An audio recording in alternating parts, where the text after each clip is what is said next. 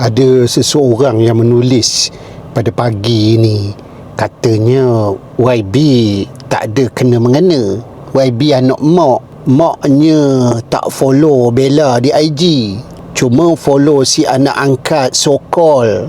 Kira Bella ni bukan menantu pilihan lah katanya. PV pula main kotor, delete semua komen yang bagus-bagus yang Bella buat. Bella dah macam disisih. Sekarang ni banyak buat kerja untuk parlimen dia katanya. Apa yang sweet-sweetnya di medsos ni cuma kerja untuk pancing netizen.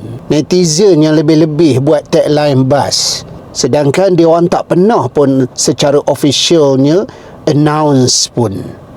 Macam tu. Jenuh jugalah teman mikirnya.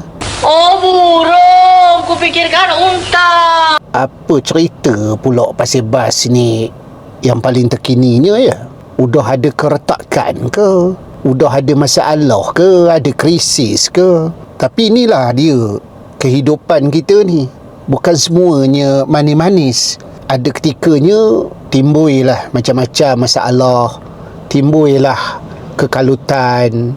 Dan pada teman ini mungkin satu ujian lah kepada Bella Astiloh dan juga Syed Saddiq ini. Kadang-kadang dalam kehidupan ini kita perlulah berterus terang. Tak semua benda kita boleh sembunyikan yang menyebabkan timbulnya fitnah, timbulnya teka-teki daripada orang lain.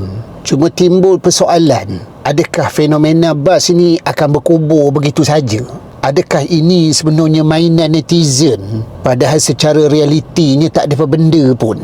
Adakah ini untuk melariskan jualan? Adakah ini untuk kepentingan di satu pihak saja? Macam-macam lah persoalannya. Tahulah teman, kalau dah opini caranya, yolah teman nyanyi lagu Jamilah lagi tak apalah.